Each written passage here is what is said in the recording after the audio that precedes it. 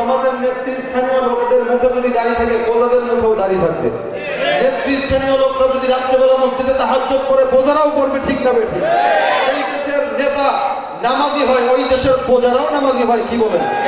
এজন্য দোয়া করবো, এরকম নেতারা, এরকম নেতৃস্থানীয় লোক আমাদের মাথার মুকুট, যারা ক্ষমতায় আছেন অথবা নেতার দায়িত্বে আছেন, এদের সকলকে আল্লাহ দ্বীনের খাদেম বানাক বলি আমি।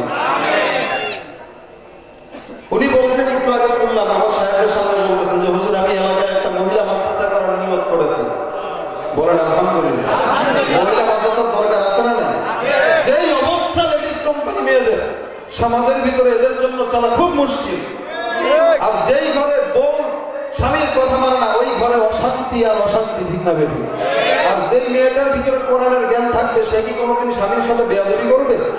যেই মেয়েটার ভিতরে দ্বীনের জ্ঞান থাকবে, ওই মেয়েটা কখনো উলঙ্গ অবস্থায় রাস্তায় বের হবে? এখন যদি এই মেয়েটার, এই বাবু ভাইয়ের উসিলায় যদি এই এলাকায় 100 জন মেয়ে মাদ্রাসায় করে আল্লাহ রাবে হস্রির মতো হয়ে যায়, এই সমস্ত সওয়াব পাবে বাবু ভাই, কি বলেন, ঠিক না বেঠিক? আমরা আর কিছু করতে পারি বা না পারি, এরকম সওয়াব কিছু দুনিয়াতে রেখে যাব, যা আমাদের জিন্দেগিতে সারা জিন্দেগি এই সওয়াবের উপরেই চলে যায়, আখিরাতের ফয়সালা হয়ে যায়। এরকম দরকার আছে না নাই করা? নিয়ত করেছেন, বাকি আল্লাহর ইচ্ছা। ইন্নামাল আমালু বিন্নিয়াত, সমস্ত কাজ নিয়তের উপর নির্ভর করে। উনি নিয়ত করেছেন ইখলাসের সাথে, বলেছেন খুব তাড়াতাড়ি করবেন। আমিও দোয়া করব, আপনারাও দোয়া করবেন, যেন এই নিয়তটা উনি খুব তাড়াতাড়ি করতে পারেন। আল্লাহ পাক যেন তাকে সেই তৌফিক দান করে, সকলে বলি আমিন। তো বলতেছিলাম ভাই, নসিহত নিজেকে নিজে করতে হবে, আমি আরেকজনকে করলে হবে না। তো আজকের এই মাহফিল এমন একটা ময়দান, এমন একটা মজলিস, যেই মজলিসে আল্লাহ সবাইকে আসার তৌফিক দেন না, বসারও তৌফিক দেন না। এই জায়গায় সবাইকে বসার তৌফিক দেন না, অনেক কঠিন জায়গা। বলে আল্লাহ আমাদের মজলিস, এখানে আল্লাহ পাক সবাইকে আনার তৌফিক দেন না। এলাকায় অনেক মানুষ আছে কোটিপতি, ইচ্ছা করলে প্রত্যেক মাসে মক্কা যাওয়ার তৌফিক আছে, এমন পয়সা আছে না নাই? কপাল পোড়া, সারা জিন্দেগিতেও হজ করার তৌফিক হয় না, কি বলেন? রিক্সাওয়ালা রিক্সা চালায়, খায়, 5-6 বার হজ করার তৌফিক আল্লাহ দিয়ে দিয়েছে। এই তৌফিক কার পক্ষ থেকে? আরো জোরে বলেন, কার পক্ষ থেকে? ও ভাই, জবানটা কে দিয়েছেন? আরে চিৎকার দিয়ে বলেন, কে দিয়েছেন? আল্লাহর দেয়া কণ্ঠে আল্লাহর নাম নিতে কোনো আপত্তি আছে নাকি?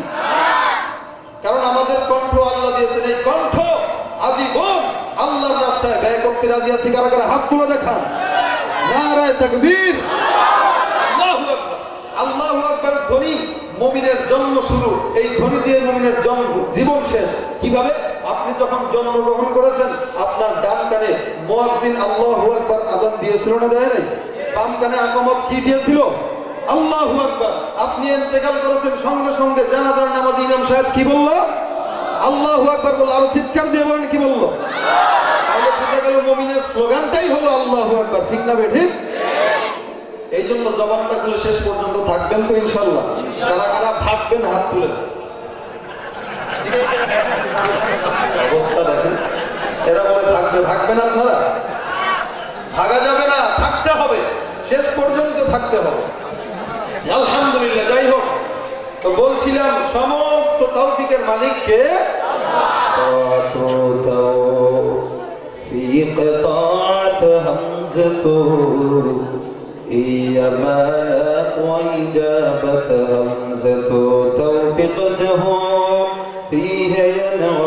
की खजीना हर मर्द की ताकत की आमुर है। आए बंदे खुदा चाहो गर उनकी मुलाकात, जल्दी से अब उठे सुनो हजरत की नसीहत, जल्दी से अब उठे सुनो हजरत की नसीहत। मकबूल तो है, शाज है, काबिल तो बहुत है, अल्लाह के मानंद तो नहीं, दिल तो बहुत है, अल्लाह के मानंद तो नहीं, दिल तो बहुत है।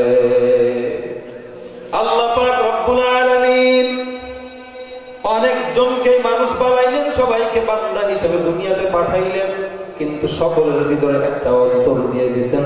এই অন্তরটা কারো পরিষ্কার, কারো অপরিষ্কার, সবার অন্তর কিন্তু এক নয়। বান্দা যখন গুনাহ করে, এক একটা গুনার সঙ্গে বান্দার কলবের ভিতরে কালো দাগ পড়তে থাকে, দাগ পড়তে থাকে।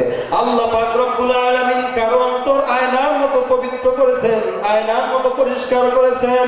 আয়নার সামনে মানুষ যেমন দাঁড়াইলে চেহারাটা সুন্দর দেখা যায়, এই আয়নার মতো পরিষ্কার করা দিল অন্তরে মানুষের দরকার। ও মুসলমান ইমানদার, এই কারণে আল্লাহ পাক রব্বুল আলামিন এই আয়নার মতো পরিষ্কার করা অন্তর দিয়ে আপনাকে আমাকে এই জায়গায় পাঠাইছেন। এই জায়গাটা বড় কঠিন জায়গা।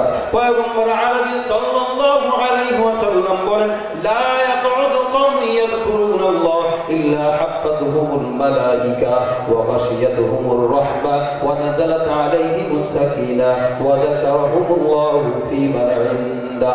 যে ময়দানে কোরআনের আলোচনা করা হয়, যে ময়দানে হাদিসের আলোচনা করা হয়, ওই ময়দানটা জান্নাতের বাগান হয়ে যায়। কিসের বাগান? আল্লাহ পাক রব্বুল আলামিনের দরবারে ফেরেশতারা যায় বলে, আল্লাহ ওই দেখো তাকায় দেখো ওই জায়গায় কিছু বান্দারা তোমার জিকির আদায় করে আলোচনায় মগ্ন। আল্লাহ পাক রব্বুল আলামিন ডাক দেয়া বলে, ও রহমতের ফেরেশতা, এই বান্দারা এই জায়গায় কেন বসলো? বান্দারা কেন বসলো অমুক জায়গায়? কোরআনের আলোচনা করতেছে, হাদিসের আলোচনা করতেছে। ফেরেশতারা ডাক দেয়া বলে, আল্লাহ এই বান্দারা তোমাকে চায়, তোমাকে পাওয়ার জন্য বসছে। আল্লাহ পাক রব্বুল আলামিন ডাক দেয়া বলে, এই বান্দারা আমি আল্লাহকে দেখছে নাকি? বলে না, আমি দেখে নাই। বান্দারা আর কি চায়, আর কি চায়, বলো আর কি চায়? ফেরেশতারা ডাক দেয়া বলে, বান্দারা তোমার জান্নাত চায়, জান্নাত চায়। আল্লাহ পাক রব্বুল আলামিন ডাক দেয়া বলে, ও রহমতের ফেরেশতা, এই বান্দারা জান্নাত দেখছে নাকি? বলে না, মাবুদ জান্নাত কখনো দেখে নাই। বলো আর কি চায়? বলে জাহান্নামের আগুন থেকে নাজাত চায়। বলো আমার জাহান্নামী বান্দারা দেখছে নাকি? ফেরেশতারা ডাক দেয়া বলে, আল্লাহ এই বান্দারা তোমাকেও দেখে নাই, তোমার জান্নাতও দেখে নাই, তোমার জাহান্নামের আগুনও কখনো দেখে নাই। আল্লাহ পাক রব্বুল আলামিন ডাক দেয়া বলে, ও রহমতের ফেরেশতা, এই বান্দারা আমি আল্লাহকে না দেখে, আমি আল্লাহর বানানো জান্নাত না দেখে, আমি আল্লাহর বানানো জাহান্নাম না দেখে কেবলমাত্র আমার কথায়, আমার মহব্বতে আসলো। ও রহমতের ফেরেশতা, তোমরাই তো নিষেধ করছো মানুষ বানাবার কোনো দরকার নাই। আমি আল্লাহ যখন দুনিয়ার জমিনে খলিফা নিযুক্ত করার জন্য তোমাদের সঙ্গে পরামর্শে বসলাম, তোমরাই তো বললা নাহনু নুসাব্বিহু বিহামদিকা ওয়া নুকদ্দিসু লাক। ও আল্লাহ কি দরকার, কি দরকার? এই মানুষটা দুনিয়ার জমিনে কলহ দ্বন্দ্বে লিপ্ত হবে, একজনের পিছনে আরেকজন লেগে থাকবে, একজনকে একজন গুলি দিয়ে মারবে, একজনের সঙ্গে একজন হক আদায় নিয়ে দ্বন্দ্ব হবে, একজনের জায়গায় একজন মেরে খাবে, এই দুনিয়ার জমিনে রক্তপাত ঘটাবে। কি দরকার, কি দরকার? এই বান্দাদেরকে দুনিয়ার জমিনে পাঠানোর কোনো দরকার নাই। আমি আল্লাহ ডাক দিয়া বললাম, ইন্নী আ'লামু মা লা তা'লামুন, আমি আল্লাহ যা জানি তোমরা তা জানো না। ও রহমতের ফেরেশতা, তাকায় দেখ, আমার আল্লাহকে না দেখে, আমি আল্লাহর বানানো জান্নাত না দেখিয়া, আমি আল্লাহর বানানো জাহান্নাম না দেখিয়া, এরপরও বান্দারা আমার মহব্বতে, কোরআনের মহব্বতে বসলো। ও রহমতের ফেরেশতা, তোমরা সাক্ষী থাকো, তোমরা সাক্ষী থাকো, ওই বান্দাদের জীবনের সব গুনাহ আমি আল্লাহ মাফ করে দিলাম।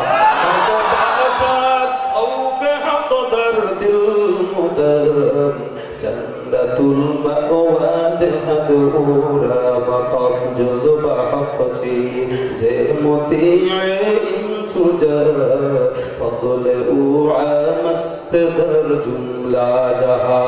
আল্লাহ আল্লাহ क्या मुबारक नाम है, अल्लाह अल्लाह आशिकों का काम है।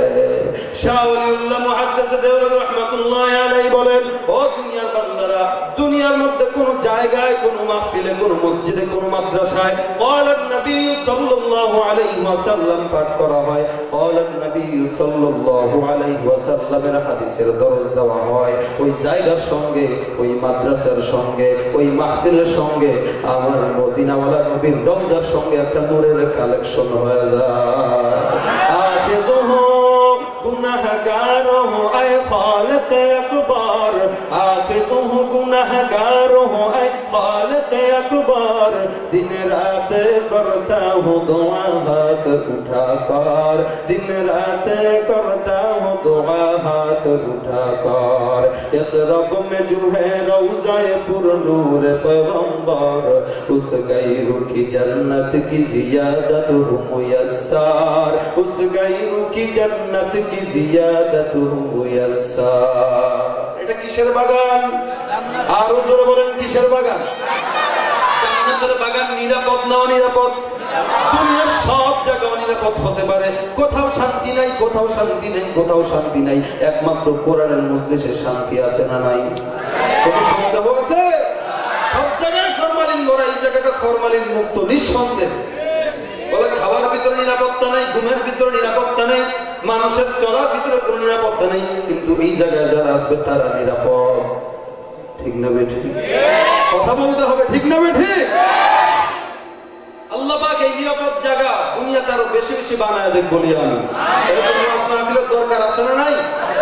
একদিনের উসিলায় তো অন্তত ওলামা ইকরামদেরকে দেখা যায়, কি বলেন? যাই হোক, আমরা এখানে বসলাম, সকলেই খুশি না বেজার? খুশি, কারণ আমরা সকলেই ইমানদার, ইমানদার দাবি করি আমরা। আমি একটা আয়াত তেলাওয়াত করেছি আপনাদের সামনে, একটা হাদিস তেলাওয়াত করেছি। তৌফিক কামনা করি আল্লাহ পাক রব্বুল আলামিন দিলের ভিতরে, অন্তরের ভিতরে এমন কিছু এলতা করেন যেই কথা আপনাদের জন্য হেদায়েত স্বরূপ, আমার জন্য হেদায়েত স্বরূপ যেন হয়। কিছু কথা যেন সহিভাবে কোরআন হাদিসের আলোকে বলতে পারি, আল্লাহ পাক সেই তৌফিক আমাকে দান করুন বলি আমি। ইয়া আইয়ুহাল্লাযীনা আমানু তাকুল্লাহা ওয়া কুনু মা'আস সাদিকিন।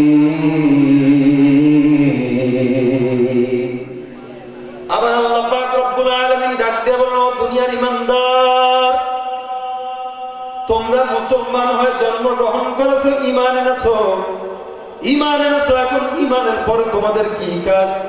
ঈমান আনলেই কিন্তু হবে না। ঈমানের পরে সর্বপ্রথম যে কাজটা হইল, এই কাজটা হলো ইত্তাকুল্লাহ, আমি আল্লাহকে ভয় করো, আমি আল্লাহর জন্য ভয় করো, আমি তাকওয়া অর্জন করো, তাকওয়া অর্জন করো, আমি আল্লাহকে ভয় করো। মুসলমান ইমানদার, এই তাকওয়াটা অন্তরে কিভাবে হবে? তাকওয়াটা অন্তরে কিভাবে হবে?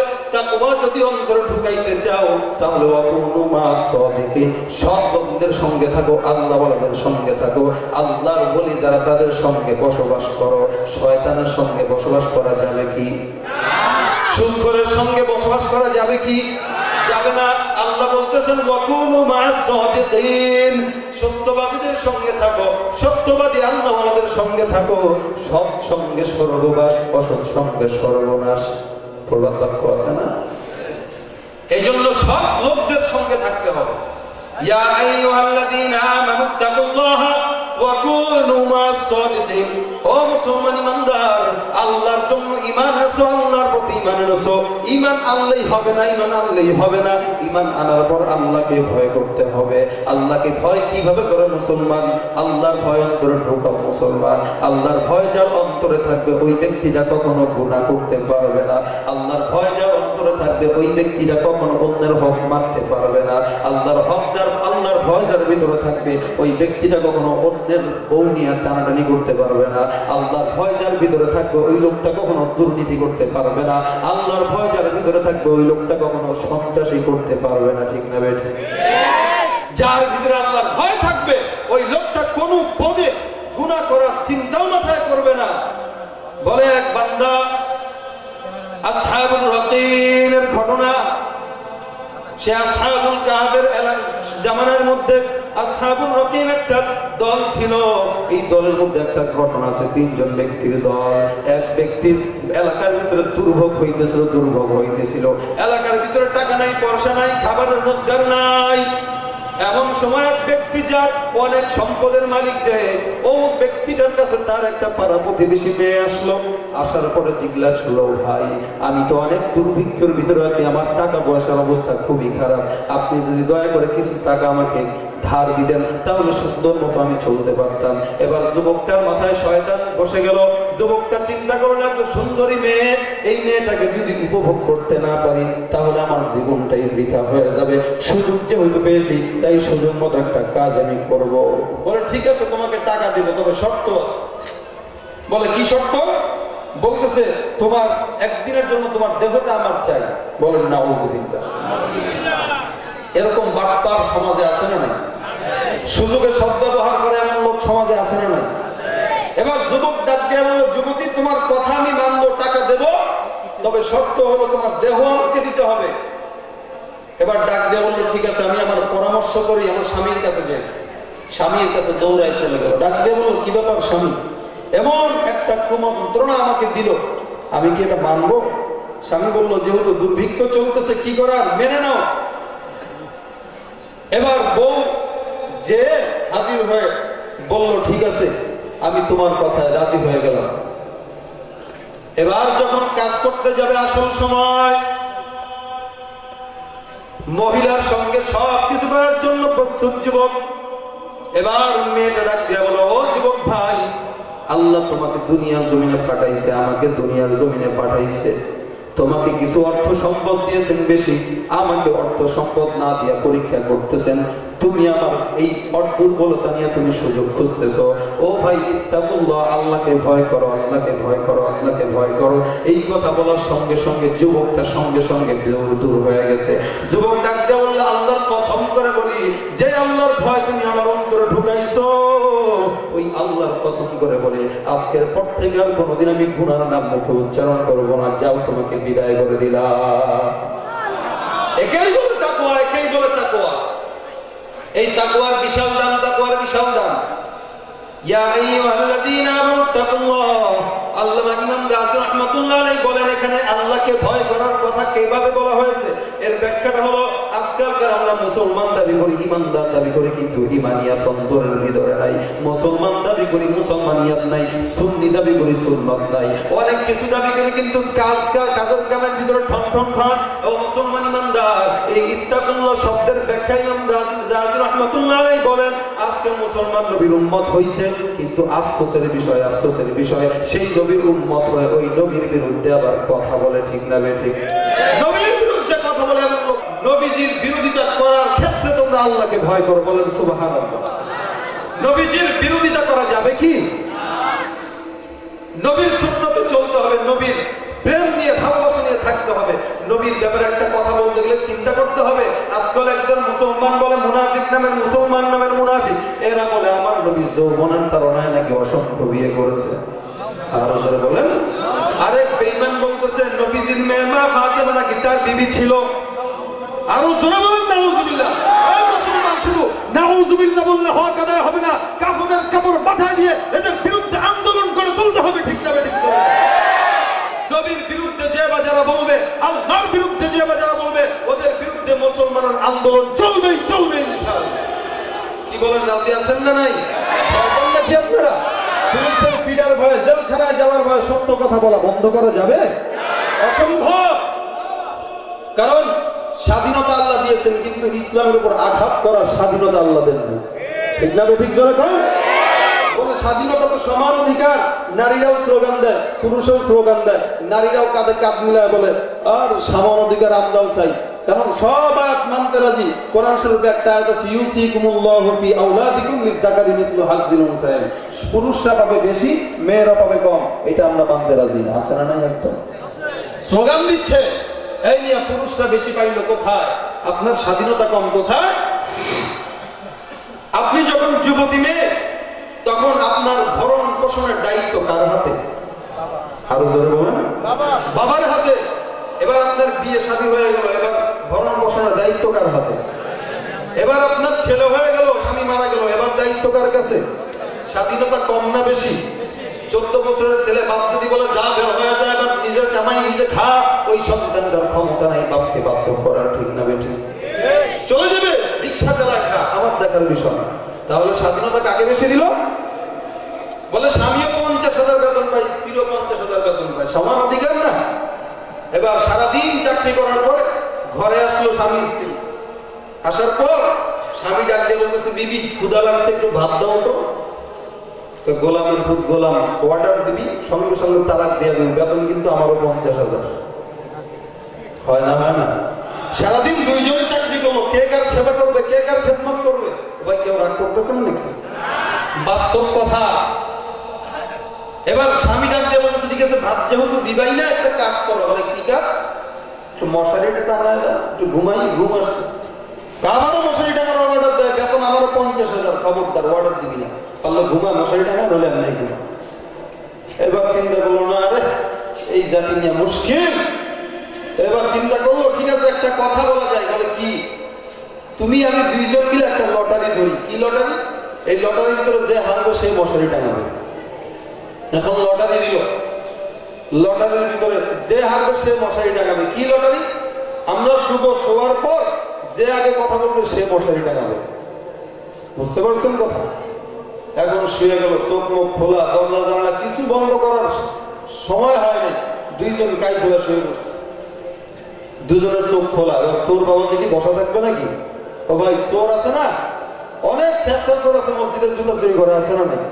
চোর বাবাজি ঢুকে গেছে, ঢুকে যায় দুইজন ঠিক হয়ে শুয়ে আছে ভিতরে, চোখ খোলা। চিন্তা করলো কি ব্যাপার, এটা কি মরা না জীবিত? একজন খোঁচা দেয় দিক দিয়ে, একজন খোঁচা দিক দিয়ে। এই বেটা পড়োস না কেন? একটারও কোনো ক্ষমতা নাই উঠার। হ্যাঁ, মশারি টাঙাইতে হবে যে, কথা বলে না কিসের ডরে? মশারি টাঙানোর ডরে কথা বলে না। এদিক দিয়ে চোর সব কিছু গাছি বানাচ্ছে। ও মুসলমান, আজকালকার আমরা কি বলে মুসলমান নাম দিয়েছি, নবীর উম্মত দাবি করি, কথা বলি না জেলখানায় যাওয়ার ভয়, কথা বলি না পুলিশের পিটার ভয়। এদিক দিয়ে ইহুদি খ্রিস্টানরা আমার নবীর সুন্নত নিয়ে কটূক্তি করতেছে, ঠিক না ঠিক জোরে কথা বলে না মশারি টাঙানোর ভয়।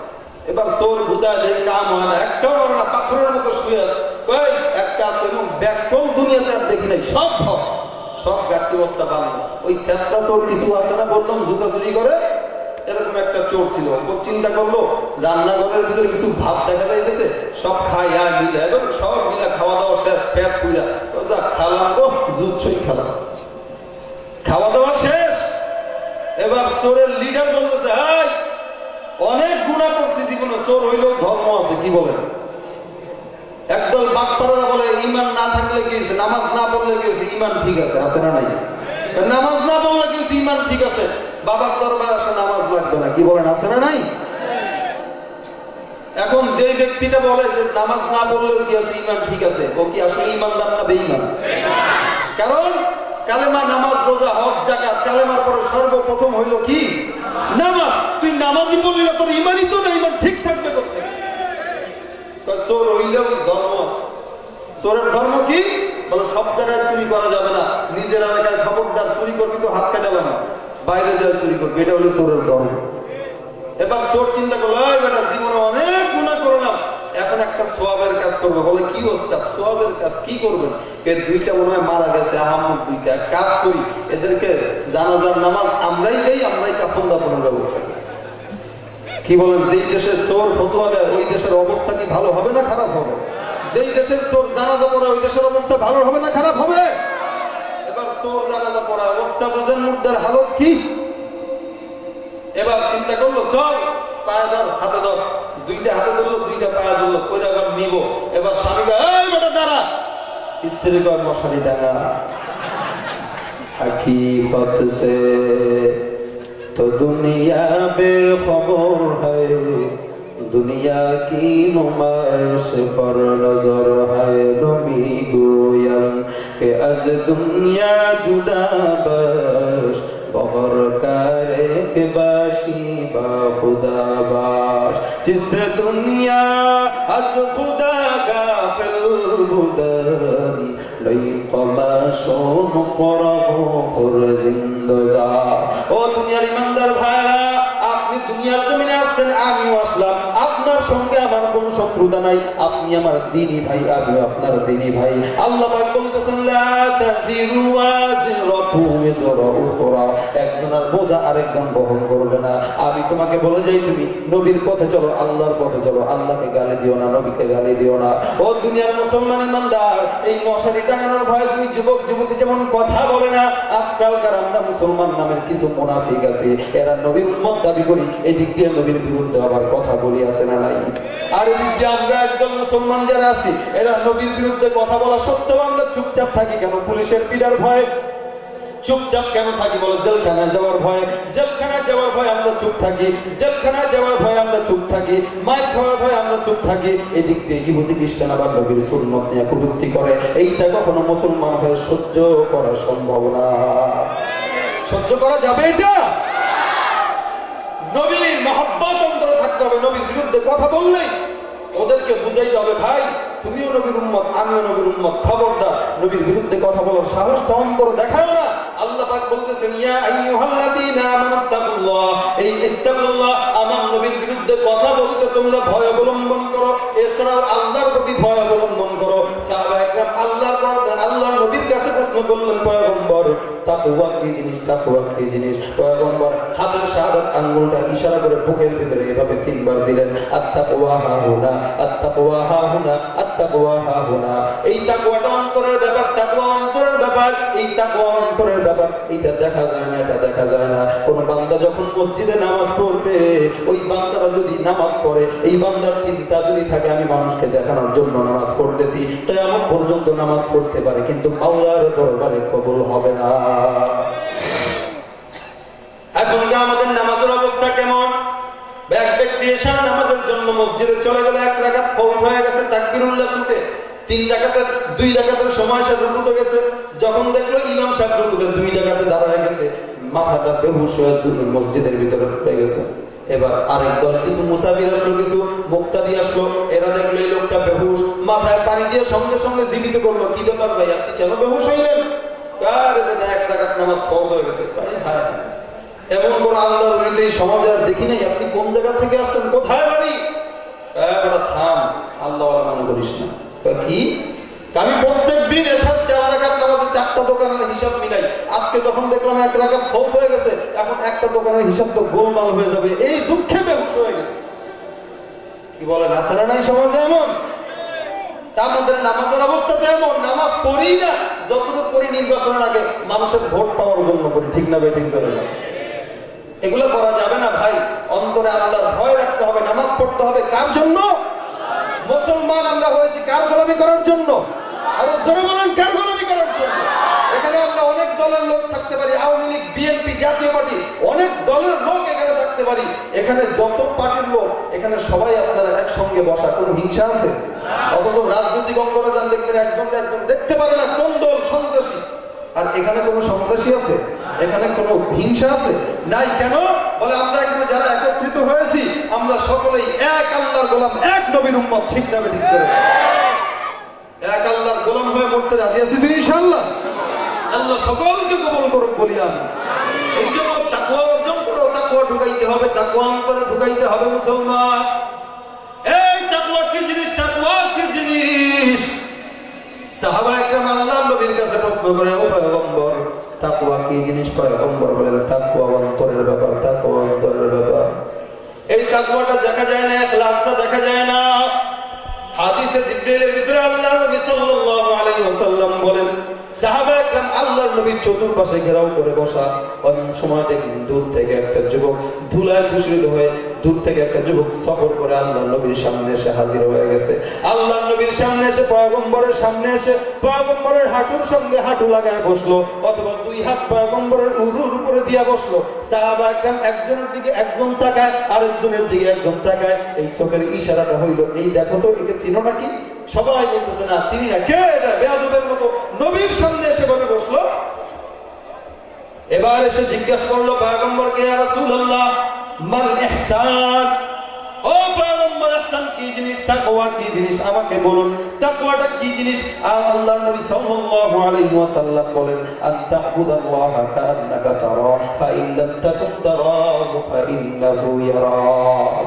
ও বান্দা, উম্মত, তুমি ইবাদত করবা, তুমি ইবাদত করবা এমন ভাবে যেন তুমি আল্লাহকে দেখতেছো। আর যদি তুমি ইবাদতে আল্লাহকে না দেখো, এমন অন্তরে খেয়াল রাখবা যেন তোমার আল্লাহ তোমাকে দেখতেছে।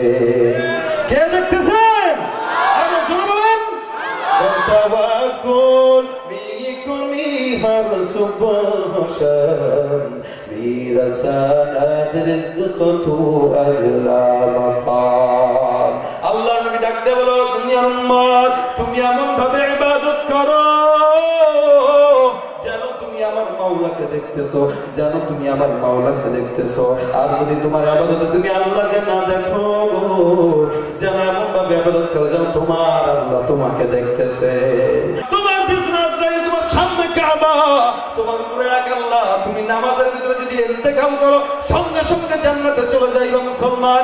এখন যদি তুমি নামাজ আদায় করো এমন ভাবে যে তোমার নামাজের ভিতরে দুনিয়ার সমস্ত চিন্তা এসে হাজির হয়ে গেছে, তোমার নামাজ পড়ার উদ্দেশ্য হইল লোক দেখানো, এমন লোক দেখানো নামাজ নেই, কোনো জান্নাতে যাওয়া সম্ভব না, সম্ভব না এমন নামাজ দিয়ে। তাকওয়াটা অন্তরের ব্যাপার, তাকওয়া অন্তরের ব্যাপার। এই তাকওয়াটা অন্তরের ব্যাপার। তাকওয়া অন্তরে ঢুকাও মুসলমান, আল্লাহর ভয় অন্তরে ঢুকাও। ঢুকাও, নবীকে গালি দিও না, নবীর বিরুদ্ধে কথা বলো না, এই নবীর বিরুদ্ধে কথা বলতে একটু সাবধান হয়ে বলো। এই তাকওয়া যখন যার ভিতরে অন্তরে আসবে, এই তাকওয়ার মেডিসিন অন্তরে থাকলে কোনো বান্দা কখনো গুনাহ করতে পারবে না। ছেলের জ্বর হয়েছে, এখন অসুস্থ, ডাক্তার ট্যাবলেট দিল, তিতা ট্যাবলেট, অনেক তিতা, ছেলেটা খাইতে পারে না, মায়ের কাছে ডাকতে বলো, মা মরবো, মরতে রাজি আছে, তো ওই তিতা ট্যাবলেট খাইতে রাজি না। এবার মা চিন্তা করলো ছেলের উপর বুদ্ধি করা দরকার, বলে কি স্বামীকে ফোন দিয়া বললো, স্বামী যাও বাজারের বনফুল দোকান থেকে 1 কেজি মিষ্টি নিয়ে আসো। মিষ্টি নিয়ে আসা হইল। এবার মিষ্টির ভিতরে বড়িটা ঢুকাই দিয়া ছেলেকে বললো, বাবা সকালে একটা খাবি, রাত্রে একটা খাবি। এখন ছেলে খায় আর খায়, 3-4 দিন চলে গেছে, জ্বর আর কমে না, অসুস্থতা কমতেছে না। এখন ডাক দিয়ে বললো, কি ব্যাপার, তোমার যে মিষ্টি খাইতে দিলাম, তুমি কি মিষ্টি খাও? হ্যাঁ মিষ্টি খাই। তাহলে রোগ কমে না কেন? মা মিষ্টি তো খাই, মিষ্টি তো ফেলায় দেওয়ার জিনিস না, মিষ্টি খাই কিন্তু মিষ্টির ভিতরের বিচিটা ফেলে দে। মিষ্টি খাই কিন্তু বিচি ফেলে দে।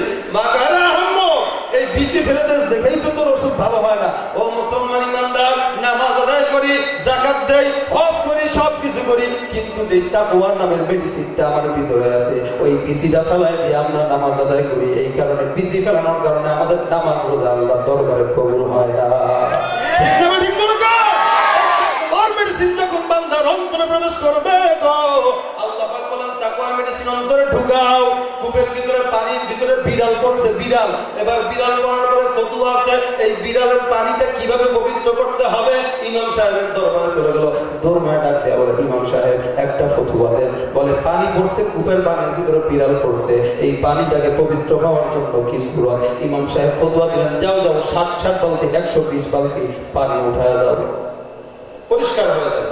এবার সকালবেলা এসে পানি উঠাইলো সব, বিড়ালটা আছে কূপের ভিতরে, পানি উঠাই দিচ্ছে। পরের দিন হুজুরের কাছে এসে ধমক, খালি মিলাদ পড়ার দাওয়াত খাও, বেটা কি ফতুয়া দাও? ফতুয়ার কোনো অ্যাকশন নাই। ইমাম সাহেবের ফতুয়া অ্যাকশন নাই নাকি তার কাজের ভিতরে অ্যাকশন নাই? দোষ হইল ইমাম সাহেবের। যাক, ইমাম সাহেব কেন কি হয়েছে, যে ফতুয়া দিলেন পানি তো উঠাইলাম কিন্তু গন্ধ তো যায় না। আচ্ছা পানি উঠাইছো, নিশ্চয়ই গন্ডগোল আছে। আচ্ছা বাবা তুমি তো পানি উঠাইছো মানলাম, বলো মরা বিড়ালটা কি উঠাইছো? সেটা তো উঠাই নাই হুজুর। কারে আহম্মক, তুই মরা বিড়াল কূপের ভিতরে রেখে 120 বালতি পানি সব পানি উঠাই ফেললেও তো গন্ধ দূর হবে না। কি বলেন, ঠিক না বেঠিক? ও মুসলমান ইমানদার, আজকে আমাদের অন্তরের ভিতরে সুদের নামের মরা বিড়াল পড়ে আছে, আজকে আমাদের অন্তরের ভিতরে ঘুষ নামের মরা বিড়াল পড়ে আছে। এরপরে দেখি আমরা নামাজ আদায় করি, এরপরে সুদ খাই না, এরপরে দেখা যায় আমরা হজ করতেছি, যাকাত দেই, কিন্তু হাজার ইবাদত করলেও যে কূপের ভিতরে, ইমানের ভিতরে মরা বিড়ালটা পড়ে আছে, এই ইমানের মরা বিড়ালটা কূপের থেকে উঠানোর না কারণে আল্লাহ পাক আমাদের অন্তরটাকে দুর্গন্ধই করে রাখছেন। ঠিক না বেঠিক? অন্তরের কূপের মরা বিড়ালটাকে আগে উঠাও, তারপরে তুমি পানি ফেলাও, এরপরে অন্তর পরিষ্কার হবে। কি বলেন, ঠিক না বেঠিক? তাকওয়া অন্তরের ব্যাপার, তাকওয়া অন্তরের ব্যাপার। মুসলমান, কোরআন শরীফের ভিতরে সূরাতুল কাউসার, ইন্না আ'তাইনাকাল কাউসার, সূরাটার নাম কাউসার, সূরার উপরেও আবার কাউসার লেখা আছে। সূরাটার নাম নাস, সূরার উপরেও নাস লেখা আছে। কুল আউযু বিরাব্বিন নাস, সূরাটার নাম ফালাক, কুল আউযু বিরাব্বিল ফালাক। এমন একটা সূরা, সূরার নাম ইখলাস, কিন্তু উপরে ইখলাস দেখা যায় না। কুল হুয়াল্লাহু আহাদ, আল্লাহুস সামাদ, লাম ইয়ালিদ ওয়া লাম ইউলাদ ওয়া লাম ইয়াকুল লাহু কুফুওয়ান আহাদ। ইখলাস আছে কি এখানে? নাই নাই নাই। বলে কেন? এই ইখলাসটা এখানে দেখা যায় না, দেখা যায় না। ইখলাসটা দেখানোর বিষয় না, ইখলাস হলো অন্তরের বিষয়। ইখলাস কিসের বিষয়? অন্তরের বিষয়। ও মুসলমান ইমানদার, এই কারণে আল্লাহর নবীকে গালি দিতে আল্লাহকে ভয় করতে হবে, গুনাহ করতে আল্লাহকে ভয় করতে হবে। যেই ব্যক্তির ভিতরে গুনার, যেই ব্যক্তির ভিতরে তাকওয়া